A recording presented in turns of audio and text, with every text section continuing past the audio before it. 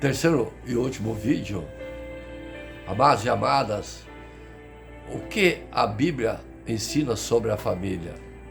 Vamos pregar sobre a família. A família está no centro do plano de Deus para a felicidade e o progresso de seus filhos. A Bíblia Sagrada ensina que Deus estabeleceu a família desde o princípio e nos mostra muitos exemplos de famílias fortes. Também nos ensina como ter uma família amorosa e feliz. A primeira família foi Adão e Eva, né? As primeiras pessoas da terra formaram uma família. Desde o princípio, Deus abençoou e incentivou a formação de famílias, ordenando a Adão e Eva que frutificassem e se multiplicassem e enchessem a terra. Gênesis capítulo 1, verso 28. Honra teu pai e tua mãe.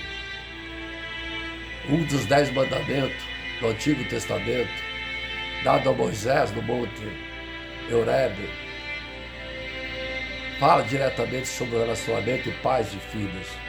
Honra teu pai e tua mãe, para que teus dias se prolonguem na terra e que o teu Senhor, teu Deus, te dá. Êxodo capítulo 20, verso 12. Jesus ensinou sobre o casamento. Jesus Cristo ensinou que o casamento é sagrado, é essencial ao plano de Deus. Desde o princípio da criação, Deus os fez macho e fêmea.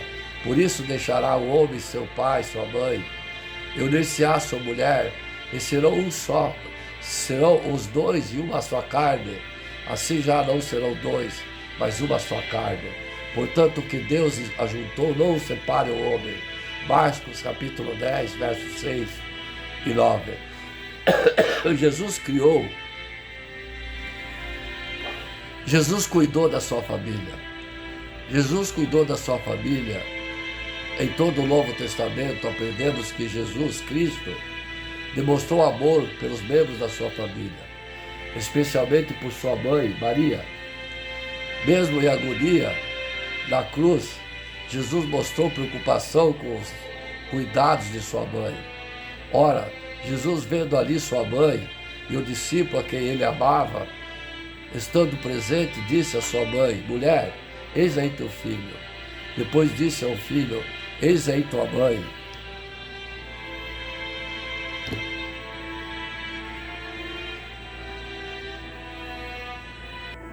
Ora, Jesus, vendo ali a sua mãe e os discípulos a quem ele amava, estando presente, disse à sua mãe: mulher, eis aí teu filho. Depois disse ao discípulo: eis aí tua mãe. E desde aquela hora o discípulo a recebeu em sua casa. João capítulo 19, versos 26 e 27. Os exemplos da Bíblia ensinam a importância da Bíblia, da família. No início do Velho Testamento encontramos alguns exemplos bem conhecidos de famílias da Bíblia. Abraão, Isaque e Jacó seguiram os mandamentos de Deus de se casar e ter filhos. Abraão e Sara exerceram fé para finalmente desfrutar as bênçãos de terem seu filho Isaque. Gênesis capítulo 21. Sob a direção do Senhor, o servo de Abraão viajou uma longa distância para encontrar Rebeca, uma mulher justa, para ser esposa de Isaque. Gênesis 24. Jacó, filho de Isaque, trabalhou por muitos anos para se casar e estabelecer sua própria família, que se tornou a casa de Israel. Gênesis 29 e 30. Os ensinamentos de Paulo falava com frequência sobre os relacionamentos familiares. Ele aconselhou: vós, filhos, sede obedientes aos vossos pais no Senhor, porque isso é justo. Honra teu pai e tua mãe, que é o primeiro mandamento, com promessa para que te vá bem e vivas muito tempo sobre a terra. E vós, pai, não provoqueis a ira de vossos filhos, mas criai-vos na doutrina de amonestação do Senhor. Efésios capítulo 6, verso 1 e 4. Saiba mais, amados e amadas, sobre a Bíblia e o amor de Deus para nós, pois Deus é o nosso Pai, o nosso amigo de fé, irmão, camarada, que tudo tem feito por nós. 10 exemplos de pais da Bíblia. Deus escolheu e chamou Abraão quando ele ainda vivia em Ur, nos caldeus. Ele pertencia a uma família, porém ele acreditou em Deus a todo o coração e assim venceu toda a impossibilidade e se tornou pai das nações. Gênesis capítulo 17, verso 1 e 7. Quando atingiu Abraão a idade de 99 anos, apareceu-lhe o Senhor e disse-lhe: sou o Deus Todo-Poderoso, anda na minha presença e ser perfeito. Farei uma aliança entre mim e te multiplicarei extraordinariamente. Prostrou-se Abraão o rosto em terra e Deus falou: quanto a mim, será contigo a minha aliança, será pai de numerosas nações. Abraão já não será o teu nome, e sim Abraão, porque por pai de numerosas nações te constitui, far-te-ei fecundado, estabelecerei minha aliança entre mim e ti, e tua descendência no decurso das tuas gerações, aliança perpétua para ser o teu Deus e a tua descendência. Jacó foi o homem que gerou 12 tribos de Israel, conforme descreve o livro de Gênesis. 10 delas levaram o nome de seus filhos: Rubem, Simeão, Judá, Zebulão, Isacar, Dan, Gad, Azer, Naphtali, Benjamim. As demais foram formadas por seus netos, Manassés e Efraim. Noé foi um homem fiel e justo, por isso sua família foi preservada do dilúvio. A partir de seus filhos, o Senhor reprovou a terra. Gênesis capítulo 9, versos 7 e 10. Mas sede fecundo, multiplicai, povoai a terra e multiplicai-vos nela. Disse também a Noé e seus filhos: eis que estabeleço a minha aliança convosco e com a vossa descendência e com todos os seres viventes que estão conosco, tanto aves, os animais domésticos, os animais selváticos que saíram da arca, como todos os animais da terra. Mordecai era um judeu cujo bisavô tinha vivido no exílio de Babilônia. Ele adotou Esther, que era sua prima, quando ela era órfã. Quando a jovem se tornou rainha, tornou-se membro da corte e conselheiro do rei Assuero. Foi ele que denunciou o plano dos 2 guardas para matar o rei. Além disso, resistiu corajosamente a Amã, o príncipe que tramava contra os judeus. Fazendo penitência, denunciou Amã a Esther, suscitando a sua intercessão junto ao rei, que desencadeou uma reviravolta incrível na história narrada pelo livro de Esther. Conseguiu agir pela vida do seu povo e da sua filha, e por isso recebeu todas as honras. Jó, além de orar pelos filhos, foi grande exemplo de fidelidade, lealdade, honestidade e integridade. Suas convicções eram inabaláveis. Jó capítulo 1, verso 5. Decorrido o turno de dias de seus banquetes, chamava Jó e seus filhos e os santificava. Levantava de madrugada e oferecia holocausto segundo o número de todos eles, pois dizia: talvez tenham pecado contra o Senhor os filhos, blasfemando contra Deus em seu coração. Assim fazia Jó continuamente. José não foi o pai biológico de Jesus, mas assumiu a linda missão de criá-lo como seu próprio filho. Mateus capítulo 1, versos 18 a 25. Ora, o nascimento de Jesus foi assim: estando Maria, sua mãe, desposada com José, sem que tivesse ainda cooptado, achou-se grávida pelo Espírito Santo. Mas José, seu esposo, sendo justo e não a querendo infamar, resolveu deixá-la secretamente. Enquanto ponderava nessas coisas, eis que lhe apareceu o anjo do Senhor, dizendo: José, filho de Davi, não temas receber Maria, tua mulher, porque é nela que foi gerado o Espírito Santo. Ela dará luz a um filho que lhes porá o nome de Jesus, porque ele salvará o seu povo do pecado deles. Ora, tenha visto o que aconteceu, para que se cumprisse o que fora dito pelo Senhor por intermédio do profeta. Eis que a virgem conceberá e dará luz ao filho, e ele se chamará pelo nome Emanuel, quer dizer Deus convosco. Despertando do sono, José fez como lhe ordenara o anjo do Senhor, e recebeu sua mulher, contudo não a conheceu, quer dizer, não coabitou com ela, enquanto ela não deu à luz ao filho, a quem pôs o nome Jesus. Pai do filho pródigo. O pai e o filho pródigo, da memorável parábola contada por Jesus, expressa a grandiosidade do amor de Deus.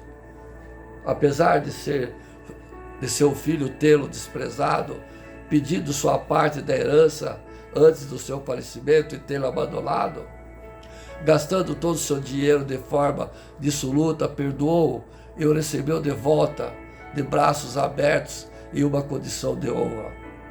Lucas capítulo 15, verso 20 e 24. E levantando-se foi para seu pai, via ele ainda longe, quando seu pai o avistou, e compadecido dele, correu e abraçou e beijou. E o filho lhe disse: Pai, pequei contra o céu diante de ti, já não sou digno de ser chamado seu filho. O pai, porém, disse ao seu servo: Trazei depressa a melhor roupa, vestiu, pondo-lhe um anel no dedo e sandálias nos pés. Trazei também, matai o novilho cevado, comamos, regozijamo-nos, porque esse meu filho estava morto e reviveu, estava perdido e foi achado, e começaram a regozijar-se. Zebedeu era um pescador de Batsaida, que provavelmente tinha algum sucesso. Sabemos muito pouco sobre ele, mas esse pouco diz muito. Ele era casado com Salomé, uma das mulheres que acompanharam Jesus, e mais, era pai de 2 apóstolos, Tiago e João, que junto a Simão e Pedro formavam o trio principal entre os apóstolos, testemunhas de momentos cruciais da história de Cristo. Jairo era o chefe da sinagoga, foi conhecido como um grande homem de fé. Diante da morte de sua filha, procurou Jesus Cristo, ajoelhou-se diante dele e suplicou pelo seu milagre. Mateus capítulo 9, verso 18 a 22. Enquanto essas coisas dizia, eis aqui o chefe, aproximando-se, adorou e disse: Minha filha faleceu agora mesmo, mas vem e põe a mão sobre ela e viverá. E Jesus, levantando-se em seguida, e também aos seus discípulos. Eis que uma mulher que durante 12 anos vinha padecendo de uma hemorragia, veio por trás dele e lhe tocou a orla da veste, porque dizia consigo mesma: se eu apenas lhe tocar a veste, ficarei curada. E Jesus, voltando-se, vendo-a, disse: tem bom ânimo, filha, a tua fé te salvou. E desde aquele instante a mulher ficou sã. Apóstolo Paulo, não casou, ou seja, não gerou filhos da carne, mas em seu ministério gerou muitos filhos espirituais. Gálatas capítulo 4, verso 19. Meus filhos, por quem de novo sofro as dores do parto, até ser Cristo formado em vós. 1 Timóteo capítulo 1, verso 1 e 2. Paulo, apostolado de Jesus Cristo, apóstolo de Jesus Cristo, pelo mandato de Deus, nosso Salvador, e de Cristo Jesus, nossa esperança, a Timóteo, verdadeiro filho da fé, graça, misericórdia e paz da parte de Deus e Pai de Cristo Jesus, nosso Senhor. 1 Coríntios capítulo 4, verso 14 e 15. Não vos escrevo essas coisas para vos envergonhar, pelo contrário, para vos admoestar, como filhos meus amados, porque ainda tivesses milhares de preceptores em Cristo, não teríeis com muito paz, pois eu, pelo Evangelho, vos gerei em Cristo Jesus. Amém. Diz Paulo. A Sagrada Família inspira as nossas famílias. Amados e amadas, vamos refletir sobre a Sagrada Família de Jesus, Maria e José, o modelo de amor e fé a todas as famílias do mundo. A Bíblia nos ensina em Colossenses capítulo 3, verso 14 e 15. Sobretudo, revista-se do amor, que é o elo perfeito, que a paz de Cristo seja o árbitro em seus corações, pois para que esse fim vocês foram chamados a viver em paz, como membros de um só corpo, e sejam agradecidos. O maior exemplo de humildade e confiança em Deus nos lembra da importância da obediência à vontade divina, como vemos em Lucas capítulo 1, verso 38, quando ela diz: eis aqui a serva do Senhor, cumpra-se em mim segundo a tua palavra. José, homem justo e protetor, representa o cuidado e responsabilidade, como descrito em Mateus capítulo 1, verso 24 e 25. E José, tendo despertado do sono, fez como o anjo do Senhor lhe ordenara e recebeu sua esposa, mas não a conheceu enquanto ela não deu à luz ao filho e lhe pôs o nome de Jesus. A Sagrada Família nos mostra que o lar é o lugar onde se aprende o amor, a compaixão e a fé. Ela enfrentou o desafio, mas permaneceu unida pela confiança em Deus. Em Efésios capítulo 6, verso 1 e 4, vemos: filhos, obedeça seus pais, o Senhor, pois isso é justo. Honra teu pai, tua mãe. Esse é o primeiro mandamento com promessa, para que tudo te corra bem e tenhas longa vida sobre a terra. Pais, não provoque a ira de seus filhos, mas eduque-los segundo as instruções do conselho do Senhor. Nesse mundo em constante mudança, as famílias enfrentam desafios diversos. É essencial que busquemos fortalecer os laços familiares, cultivando o respeito mútuo, a paciência e a solidariedade, como indicado em 1 Pedro capítulo 3, verso 8 e 9. Finalmente, sede todos de um mesmo sentimento compassivo, cheios de amor fraternal, misericordiosos, humildes, não retribuam mal com mal, nem insulto com insulto, pelo contrário, bendigam, porque para isso vocês foram chamados, para herdarem bênçãos. Que a Sagrada Família, ou melhor, que possamos nos inspirar na Sagrada Família para construir lares onde reine o amor de Deus, valores cristãos sejam vivenciados e cada membro encontre apoio, compreensão e aceitação.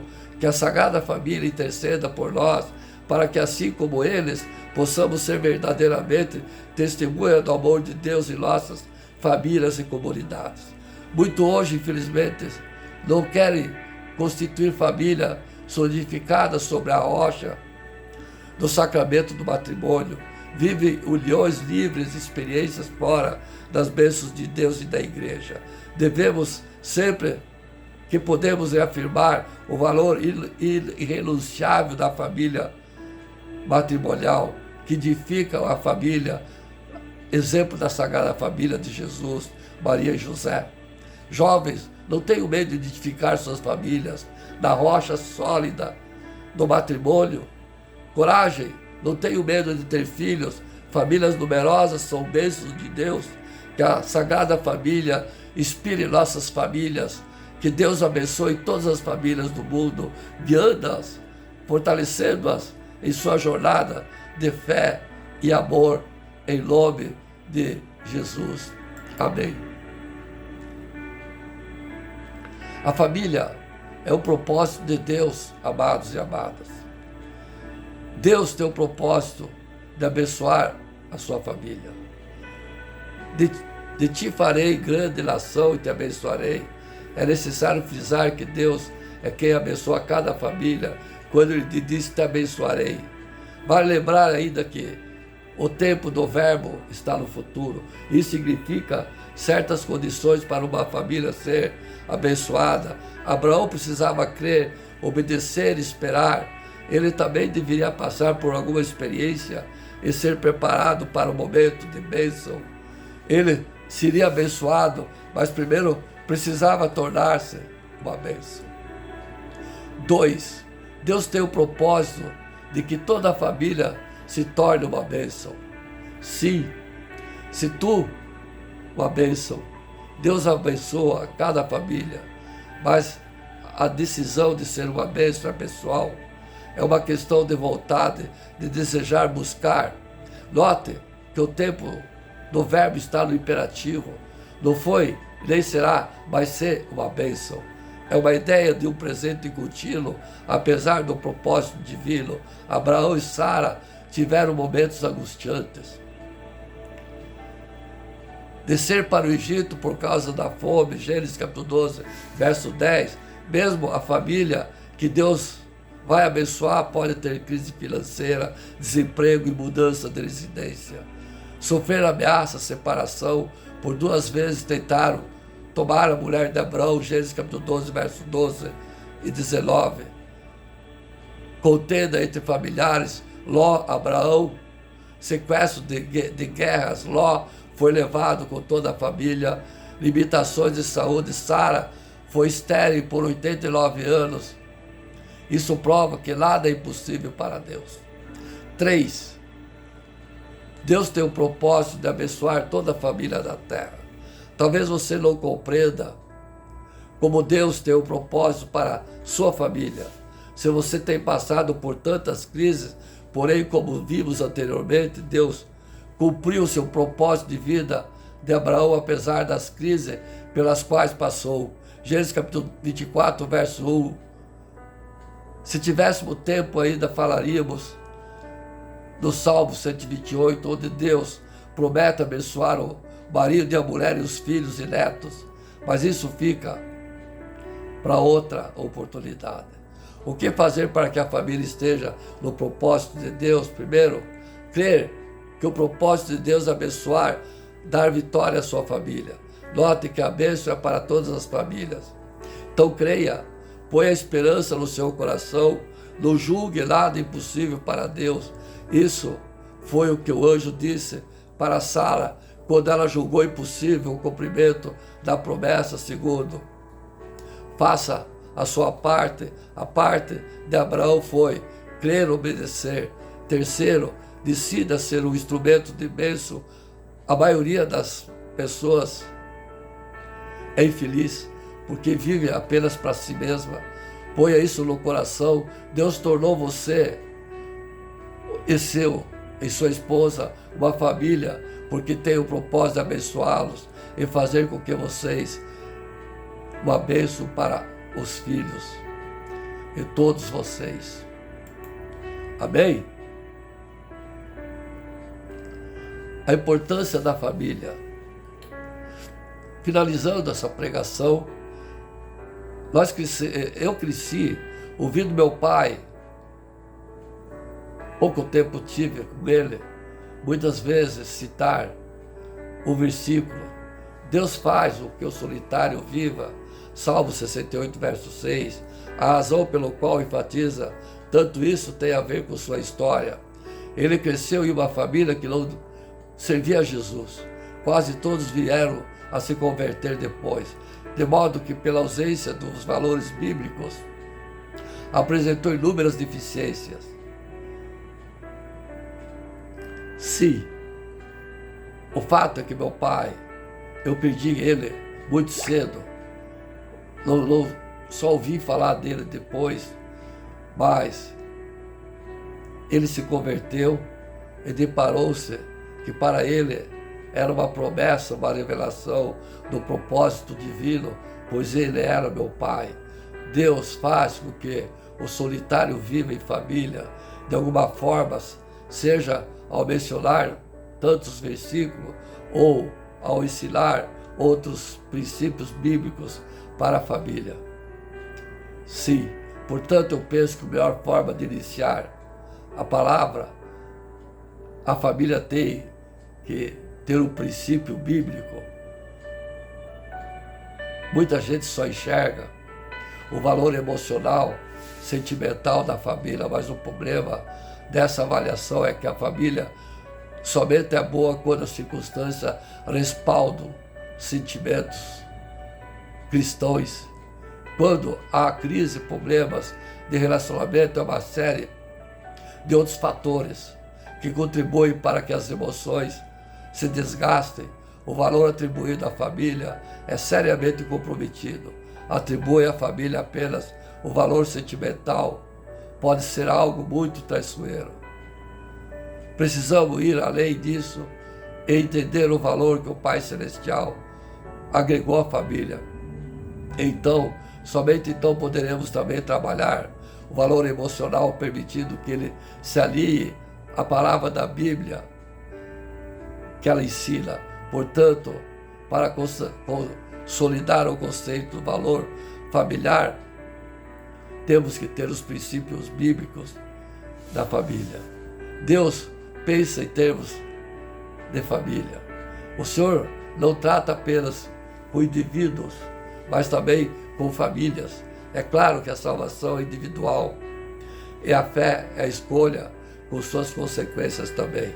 O juízo vindouro também tem característica e é por isso que a palavra de Deus declara: assim, pois, cada um de nós dará conta de si mesmo a Deus. Romanos capítulo 14, verso 12. Contudo, quando falamos a respeito de propósito, não de responsabilidade, percebemos que a Bíblia apresenta o Deus que pensa em termos de família e não apenas de indivíduo. Quando o Senhor chamou Abrão, na ocasião ainda chamada Abrão, e fez com ele uma aliança, ainda que estivesse tratando com o indivíduo, estava também focando a família. Ora, o Senhor disse a Abraão: sai-te da tua terra e da tua parentela e da casa do teu pai para a terra que eu te mostrarei. Eu farei de ti uma grande nação, abençoar-te-ei e engrandecerei o teu nome, e tu, ser uma bênção, abençoarei os que te abençoarem e amaldiçoarei aqueles que te amaldiçoarem. Em ti serão benditas todas as famílias da terra. Gênesis capítulo 12, verso 3. Observe, amado e amada, que o Senhor fala multiplicar a família de Abraão com o propósito de abençoar todas as famílias da terra. Ou seja, Deus está prometendo abençoar a família para, através dela, poder abençoar todas as demais do planeta, em todas as épocas. É evidente que o Criador e seus planos e propósitos para a humanidade pensa em termos de família. Encontramos esse padrão, salvação individual, mais propósito familiar nas histórias bíblicas. Basta recordar o que aconteceu com Noé. Porque eis que trago o dilúvio sobre a terra para que destruir o que está debaixo do céu, toda a carne que há espírito de vida, tudo que há nessa terra expirará. Mas contigo estabelecerei meu pacto, entrarás na arca, e tu, e contigo teus filhos, tua mulher, e as mulheres dos teus filhos. Gênesis capítulo 6, verso 17 e 18. Noé chamou a atenção de Deus com sua integridade. Ele sozinho conseguiu isso, mas o livramento se estendeu a toda a família. Vemos o mesmo com Ló. Então disseram os homens a Ló: tens mais alguém aqui? Teu genro, teus filhos, tuas filhas e tudo quanto tens da cidade, tira-os para fora desse lugar, porque nós vamos destruir esse lugar. Enquanto o seu clamor se tem volumado diante do Senhor, e o Senhor nos enviou a destruí-lo. Tendo saído Ló, falou com os seus genros, que o havia de casar com as suas filhas, e disse-lhe: levantai-vos, sai desse lugar, porque o Senhor há de destruir essa cidade. Mas ele pareceu que seus genros, como quem estavam zombando. E ao amanhecer os anjos apertavam com Jó, dizendo: levanta-te, toma tua mulher e tuas duas filhas, que aí estão, para que não pereçam no castigo da cidade. Ele, porém, se demorava, pelo que os homens pegaram-se pela mão a ele e a sua mulher e as suas filhas, sendo-lhe misericordiosos ao Senhor. Assim o tiraram e o puseram fora da cidade. Quando os tinham tirado para fora, disse um deles: escapa-te, salva a tua vida, não olhes para trás de ti, nem te detenhas em toda a planície, escapa-te lá para o monte, para que não pereças. Gênesis capítulo 19, verso 12 e 17. O que podemos dizer da família de Ló? Sua mulher, ao sair de Sodoma, olhou para trás, desobedecendo a ordem divina e demonstrando saudade daquele lugar, e foi julgada por Deus. Seus futuros genros não creram em sua mensagem e ainda zombaram dele. Suas filhas o embebedaram para cometer incesto. Você consegue chegar a uma grande justiça na vida desses familiares? Eu não. Aliás, vale ressaltar que quem foi chamado de justo pelas Escrituras foi o próprio Ló. Ser reduzido a cinza as cidades Sodoma e Gomorra, condenou-as à destruição, havendo posto, para exemplo, aos que vivessem impiamente, e se livrou o justo Ló, atribulado pela vida dissoluta daquele perverso, porque este justo, habitando entre eles, por ver e ouvir, afligia todos os dias de sua alma justa, com as injustiças das obras dele. Também sabe o Senhor livrar das tentações os piedosos e reservar para o dia do juízo os injustos que já estão sendo castigados. Segundo Pedro, capítulo 2, versos 6 e 9. Mas ainda que a salvação seja individual, Deus, em termos de propósito, também trata com famílias.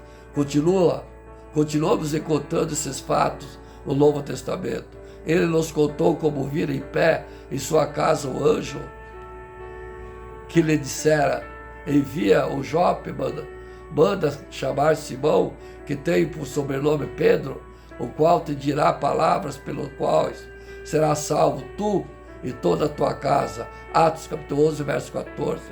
Responderam eles: crê no Senhor Jesus e serás salvo tu e tua casa. Atos capítulo 16, verso 30. Precisamos compreender, amada família, esse propósito divino para a família. Entender o projeto de Deus nos ajudará a decidir o valor que Ele atribui à família.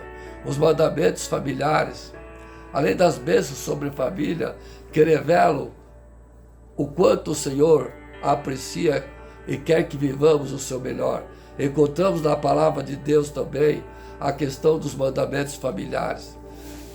Desde que institui a família, o Criador a protegeu, dando aos homens leis que deveriam proteger as instituições chamadas família.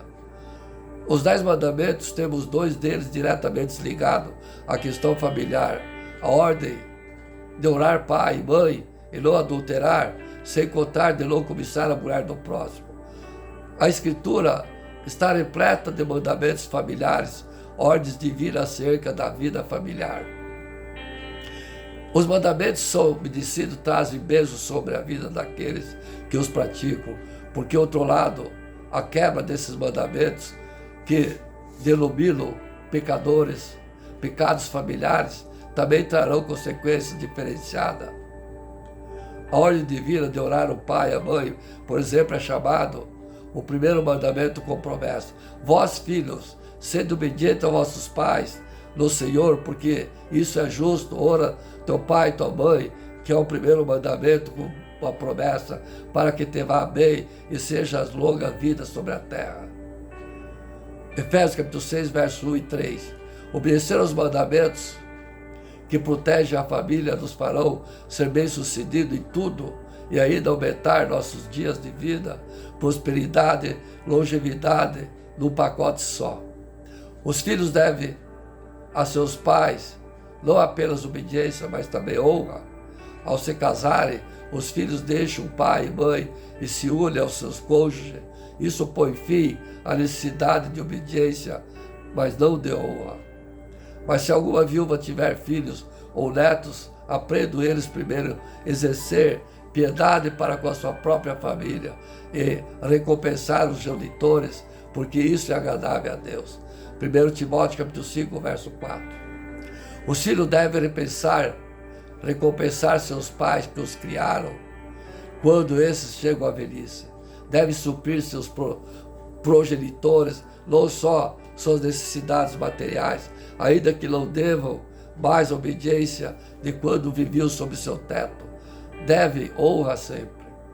Além dos mandamentos que determinam a conduta dos filhos para com os pais, também encontramos na Bíblia os mandamentos que determinam a conduta dos pais para com os filhos, especialmente a ordem de criá-los, no temor do Senhor. E vós, pais, não provoqueis a ira de vossos filhos, mas criai-vos na disciplina, a admoestação do Senhor. Efésios capítulo 6, verso 4. Que governe a sua casa própria, tendo seus filhos em sujeições com todo o respeito, pois se alguém não souber governar sua própria casa, como cuidará da igreja de Deus? 1 Timóteo capítulo 3, verso 4 e 5. Também há mandamento dado por Deus para os cônjuges. O marido deve amar sua mulher, honrá-la, tratá-la de forma correta.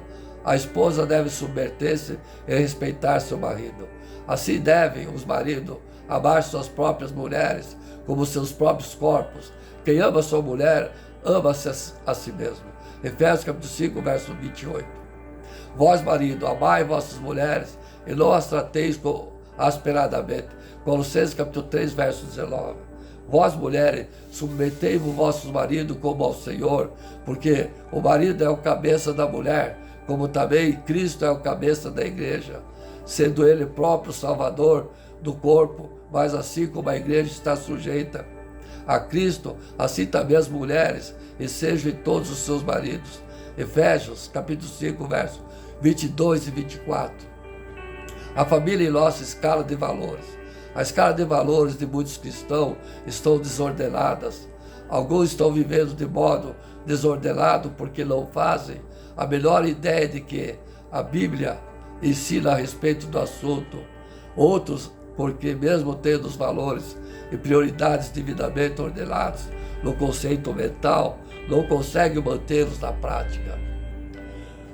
Para quem deseja viver no lugar correto de importância à família atribuída por Deus, a primeira coisa a ser feita é conhecer a escala de valores ao ponto de vista de Deus, ou seja, aquilo que a Bíblia ensina.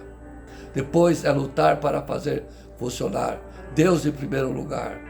Não há nada, absolutamente nada, que possa ocupar o primeiro lugar das nossas vidas, a não ser Deus. O mandamento dado a Moisés foi lembrado e enfatizado pelo próprio Jesus.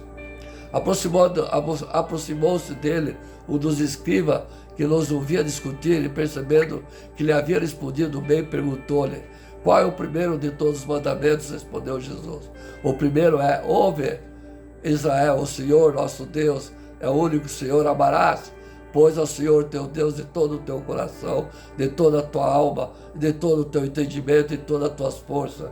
E o segundo é: amarás o teu próximo como a ti mesmo. Não há outro mandamento maior que esse. Marcos capítulo 12, verso 28 e 31. Esses dois mandamentos são os nossos mandamentos de hoje, após o Novo Testamento, a morte de Jesus. Esses dois mandamentos dados por Jesus. Os 10 mandamentos eram no tempo de Moisés, no Monte Horebe, para o povo de Israel. Os nossos mandamentos são esses dois dados por Jesus. Amarás o Senhor teu Deus de todo o teu coração e toda a tua alma. E o segundo, amarás o teu próximo como a ti mesmo. Amém?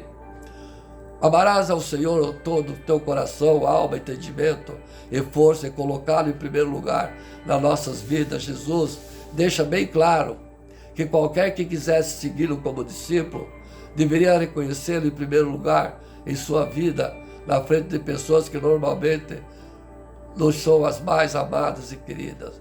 Se alguém vier a mim e não aborrecer a pai e mãe, a mulher e filhos e irmão e irmãs, e ainda também a própria vida, não pode ser meu discípulo. Quem não leva a sua cruz não me segue. Não pode ser meu discípulo. Assim, pois, todo aquele dentre vós que não renuncia a tudo que possui não pode ser meu discípulo. Lucas capítulo 14, verso 26, 27 e 33. O Senhor deve estar sempre à frente dos pais, cônjuge, filhos e qualquer outro familiar. Ele deve ser o primeiro valor em nossa lista, nessa escala de prioridades. Deve vir antes da nossa própria vida. Deve vir antes dos nossos bens ou qualquer coisa. Quando falamos sobre Deus, ainda não é porque as coisas que nós dispomos a renunciar não têm maior lugar nas nossas vidas. apenas elas vêm depois. Por exemplo, se minha esposa, incomodada com a minha fé, me dá o ultimato e me manda escolher entre ela o Senhor, me disponho a sacrificá-lo e ficar com Deus, pois Deus é o maior valor da minha vida. Mas se, mesmo não sendo cristão, meu cônjuge não se importa que eu busque o Senhor, então ele passa a ser o meu segundo maior valor de prioridade. 1 Coríntios capítulo 7, versos 12 e 13. O primeiro lugar da nossa vida, indiscutivelmente, é Deus. Mas buscai primeiro o seu reino e sua justiça, e todas essas coisas vão serão acrescentadas. Mateus capítulo 6, verso 33. Repetindo, isso não quer dizer que as outras coisas não caibam em nossas vidas, tão somente que elas vêm depois de Deus. Família em segundo lugar. Muita gente tem errado ao pensar que a igreja ou o ministério vem logo depois de Deus. Na verdade, a família vem em segundo lugar. Sim, disse Deus que chamou para uma missão e desapareceu de casa por mais de um mês. Quando os irmãos da congregação perceberam o que estava acontecendo, tiveram que cuidar dos filhos dessa mulher que não tinham comer nem vestir. O marido estava furioso porque as roupas chegaram a apodrecer no tanque enquanto a família aguardava, ansiosa pelo término da missão. Isso é um absurdo. Uma mulher dessa ainda que se intitula missionária não conhece a Bíblia, até no caso de diminuir a intensidade do contato físico para dedicar a oração. O casal deve estar de acordo com o 1 Coríntios capítulo 7, verso 5. Mas aquela mulher não consultou seu marido e apenas disse: Deus me chamou, eu estou indo. E ainda por cima dizia que o marido, que era um carnal, ao ponto de não discernir a voz de Deus. Acredito que a família foi estabelecida muito antes da igreja e, ao meu ver, e o meu dever é primeiro com a família. Não devo negligenciar minha família. A Bíblia ensina acerca do lugar da família em nossa escala de valores. Mas se alguém não cuida de seus, especialmente de sua família, tem negado a fé e é pior que o incrédulo. 1 Timóteo capítulo 5, verso 8. Finalizando essa pregação, espero que eu tenha contribuído com os anseios do Espírito Santo, transmitindo essa palavra a todos que estão assistindo esses vídeos, essa palavra, os amados e amadas, nesse momento, que o sangue de Jesus derramado na cruz lave e abençoe o corpo, a alma e o espírito de todos nós e repreenda todo o cansaço físico, mental, espiritual, emocional, estresse, o medo, a discórdia, a decepção, a aflição e o Espírito de Jesus que morreu por nós na cruz, que o seu sangue lave o corpo, a alma daqueles que acreditam que Jesus nasceu, morreu na cruz, ressuscitou ao terceiro dia, está à destra nos tronos de Deus no céu, acreditam, peçam perdão dos seus pecados, e aqueles que estão com doenças malignas, estado de coma e doentes, tenham fé, peça o perdão dos teus pecados, tome posse da cura pelo sangue de Jesus que irá lavar teu corpo, tua alma e teu espírito, e tome posse da cura em nome de Jesus. Me despeço nesse momento, gosto santo a todos que estão ouvindo, principalmente minha família, amados e amadas. Eu me despeço em nome de Jesus. Glória a Deus nas alturas, paz na terra aos homens de boa vontade. Glória ao Pai, glória ao Filho, glória ao Espírito Santo de Deus. Amém.